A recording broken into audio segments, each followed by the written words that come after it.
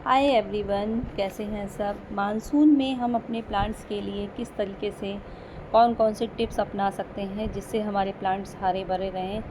तो कुछ ध्यान देने योग्य बातें हैं। 5 इम्पॉर्टेंट टिप्स लेकर आई हूँ आपके लिए।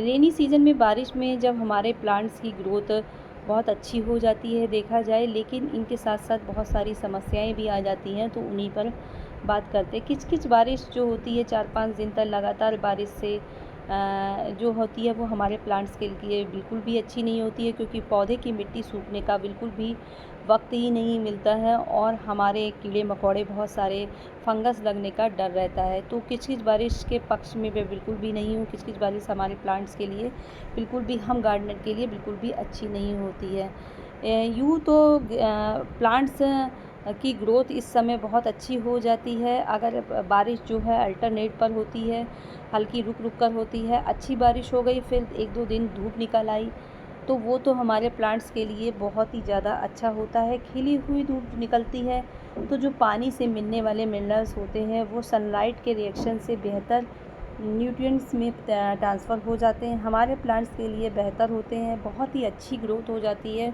और बहुत ही सब कुछ अच्छा रहता है। पेस्ट का अटैक भी हमारे प्लांट्स पर नहीं हो पाता है बहुत जल्दी, और हमारे प्लांट्स धूप के संपर्क में आकर अच्छे हो जाते हैं।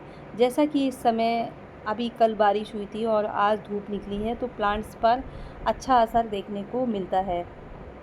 लेकिन इसके साथ साथ मानसून हमारे प्लांट्स के लिए कई बार ग्रोथ के साथ साथ कई बार बहुत सारी समस्याएं लेकर आता है, जैसे पेस्ट का अटैक और डिसीज़ बहुत ज़्यादा हो जाती है। उसका कारण ये होता है कि जो बटरफ्लाई कीड़े मकोड़े और बग्स वगैरह, हमारे माइट्स वगैरह हमारे प्लांट्स पर बैठते हैं, उनसे अपना भोजन बनाते हैं। बटरफ्लाई का भी इनका समय होता है और ये इस समय इनकी ब्रीडिंग का समय होता है। ये ज़्यादा मात्रा में खाना खाते हैं, तो इसलिए हमारे पत्तों को भी खाने लगते हैं। जिस तरीके से मेरे कुछ प्लांट्स के पत्ते बहुत ज़्यादा ख़राब हो चुके हैं और उन पे जो होता है कीड़ों का अटैक हो गया है। जैसे कि मेरा बैंगन का पेड़ है, उसमें बहुत सारे जो होते हैं छेद हो गए हैं और उनको मैं लगातार उस पर जो है पेस्टिसाइड का बनाकर डाल रही हूँ।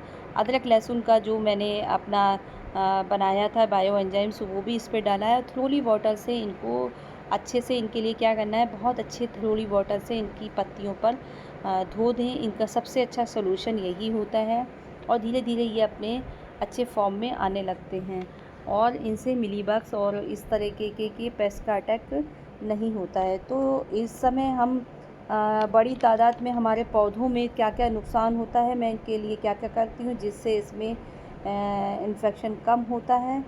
तो इस समय अपने प्लांट्स में जो हम लोग, बहुत सारे यूट्यूबर जो होते हैं वो दाल का पानी, केले का पानी, प्याज का पानी डालते हैं, तो मैं इस समय अवॉइड करती हूँ। बरसात में इस पानी को बिल्कुल भी ना डालें।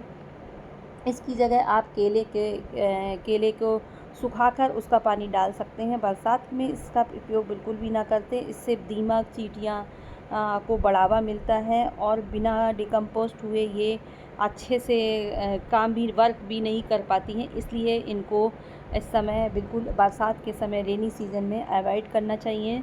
दूसरी चीज़ ये है कि हमारे बरसात में मिट्टी जो होती है वो धंस जाती है, नीचे की तरफ आ जाती है, तो लकड़ी की किसी मदद से ड्रेनेज होल को थोड़ा सा सही कर लें।